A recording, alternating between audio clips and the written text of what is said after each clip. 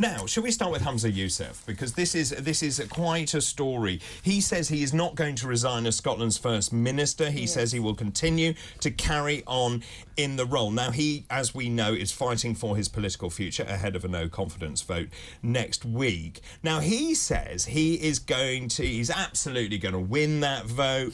He hoped the Scottish Greens would change their mind about this.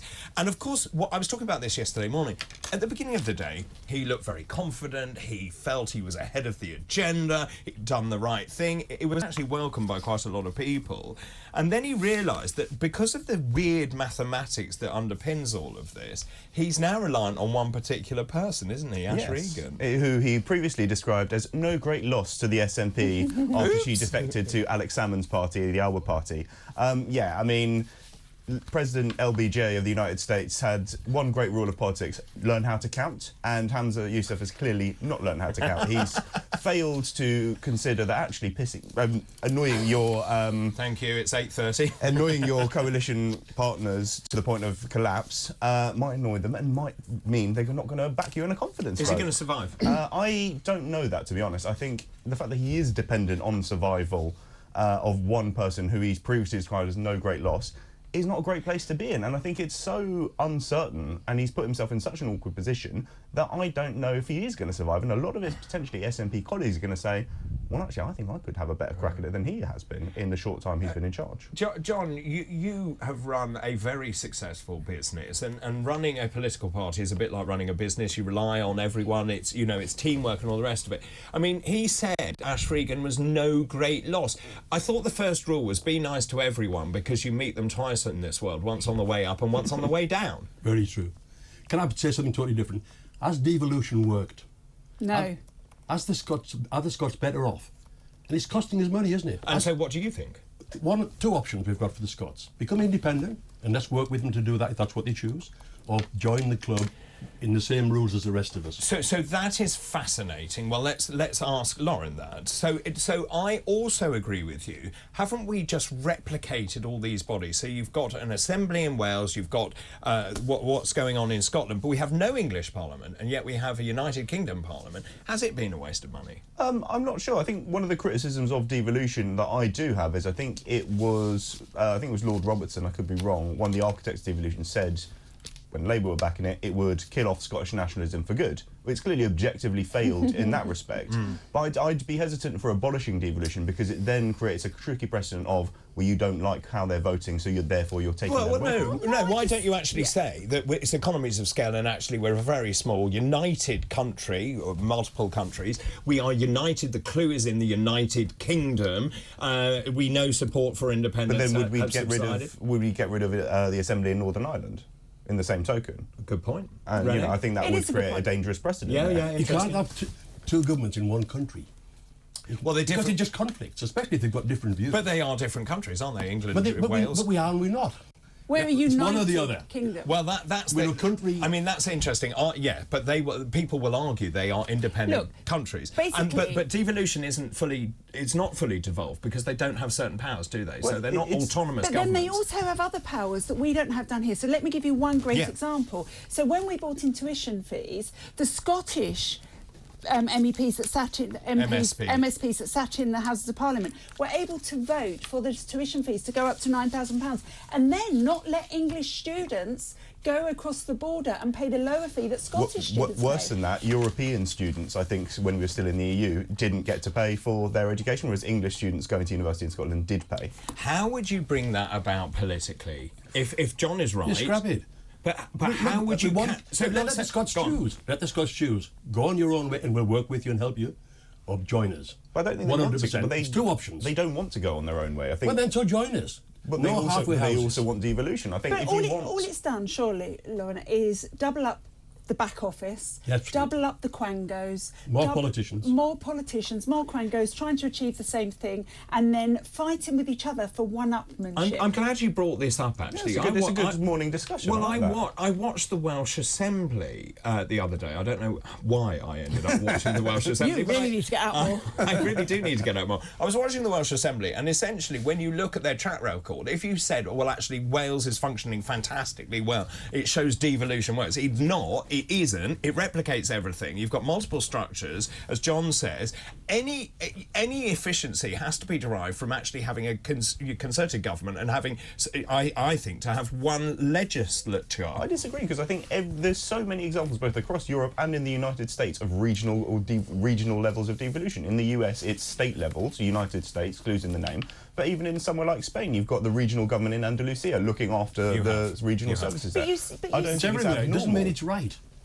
Yeah, and also in the States, don't forget, you do have that, you're absolutely right, until someone doesn't agree with the policy, and then they have to rather expensively take it through every level of court until they get to the Supreme Court, which is not partisan. I think there's a lot of inefficiencies and stuff that's done wrong in certain devolved administrations. I think, for example, why on earth was Hamza Yousaf meeting with President Erdogan of Turkey with no Foreign Office officials present? Your remit does not extend to foreign affairs. Indeed. You shouldn't be doing that. You should be focusing on the powers that you do have. So I think there's. But you could say that about other politicians. Why was Sadiq Khan, for example, having meetings with world leaders when that's outside his remit as well? Let's just go back to where we are, because devolution is a bit of a tangent. Oh, you think he's gone? Yeah. So, interestingly, not only is he fighting for his political future, the Scottish Tories plan a vote of no confidence not only in him, but Labour has now said they plan a similar vote on the entire Scottish government. So, Renee says he's gone. Is the Scottish government gone, John? It doesn't matter. They're just playing politics. It's irrelevant. Well, it's relevant to the people of Scotland. Not really. Do you not think? No. The Scots are worse off now than than we are in the health service, the education system. That it has. Devolution has not worked. And yet they have more money via the Barnett formula per person in Scotland than we have. But that's why it is relevant to them, because if they want to now get rid of the SNP government and potentially go to new elections, if no new government is able to be formed, then it is relevant. Well, okay, so let's just. I wasn't expecting this conversation, but let's go. Let's now say we're talking about the Barnett formula, which you're right. You get more per capita in Scotland because of some crazy equation. And if John is right to say that we're all on parity, why don't we say, fine, we abolish the Barnett formula? I think, look, it's a question a lot of politicians haven't come up with a convincing answer to, I don't think, and it's something that will continue to persist in politics and these kind of discussion rules, because no one can give a good answer. The ratio of MPs are greater as well, actually. We have more MPs per head of population than we have in England. That's interesting. One country, one government. Although they are multiple countries under a banner of the United Kingdom. One or the other. One country. But with that, two countries. But with that, actually, not halfway houses. No, but then you end up erasing any kind of regional identity. If you say, absolutely right as well. No, but if you go to Northern, well, hang on a minute. Aren't you proud to be Ireland, English? Are you proud to be English? Yes, and British. British first. British first. English second. North East third. County Durham fourth. Well, yeah, but hang on a minute. If we then, so what we're saying then is we're now going to get rid of England as well. I think you'd have a hell of a fight. But whatever you call it, irrelevant. You can't have two. It's not irrelevant to the Scots if you're saying we've got one country. Of course, irrelevant. Of course, it isn't relevant. They'll be better off under that system. Well, let's just go back to the idea. It's economies of scale. I'm just quite interested in this idea of devolution, because you're right. And if you look at the capita, how many people are in each of those countries? When you look at the figures in Scotland, life expectancy saw the sharpest fall in 40 years. Drug deaths have soared. The attainment gap is wider than ever. The NHS is broken. They have one of the largest budget deficits in the developed world. You know what? I'm quite happy that now people are starting to pay attention to the SNP's actual record in government, because I remember, especially during the COVID period, that media were fawning over Nicola Sturgeon, basically saying, oh, why can't she run the United Kingdom? Well, actually, she was playing politics with a pandemic. She was saying, oh, I'm going to announce all these measures half an hour before Boris does, so I can see more on it. And actually, she would choose to announce measures that the UK government hadn't done, and just then to they be get different. bounced into them, yeah. But then if we're going to do that, we need to compare Wales and Dreyford's record, and this is a Labour government in Wales, and it has been now for a couple of decades, and they have the worst parameters for health, education, everything there, transport, traffic. So actually, before people think about what's going on just in Scotland, they need to look across the devolution countries and think, well, hang on a minute, what have they had and how well has it done? Well, I think the Welsh would say they've had a lot of their funding from Westminster cut, and, despite... The Welsh get more per capita than the English as well. But despite, repeated headlines about how awful Labour are, they seem to do very well there and seem to win elections. Doesn't this go back to the bigger point that with devolved governments, they can always then go to the default of blaming the UK government? But the same formula gives Wales more money as well. Maybe not It's as much as politicians Scotland. playing games. Well, let's talk about politicians, because there's a great article, I think it's in the Times this morning. Professor Sir John Curtis, who we love, as we know, is a professor of politics. He's described in this article as a wild-haired polling guru. He says, look, Humza Yousaf, everyone kind of likes him, he's a nice guy, but his fundamental problem, it says John Curtis, he's a nice man, he's intellectually able, he doesn't have presence. Is that the problem? I think it probably is, because it's that presence that leads you to build alliances and leads you to build coalitions to be able to deliver your programme of government. And this is something he has struggled with ever since he got in, and the manner of his election to succeed Nicola Sturgeon, I think probably hasn't helped matters. What did Sturgeon have that captivated the Scots? What was it? Was it her charisma? Was it that she believed that she was fighting for their freedom from oppression from this nasty United Kingdom? Probably was a good politician. I think, I think that's probably accurate. But what we need is leadership, not politicians. What does that look like? Someone with vision and wisdom. One person. And principle. And principle. You can only have one person leading, and then he employs... Look at a business.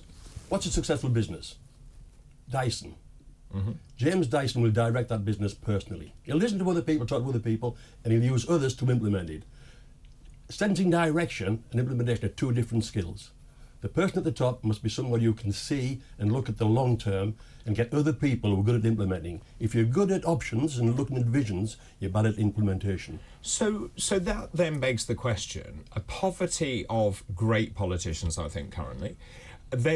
I can see very few people who have a vision, who have drive, determination, who understand the direction this country needs to go in.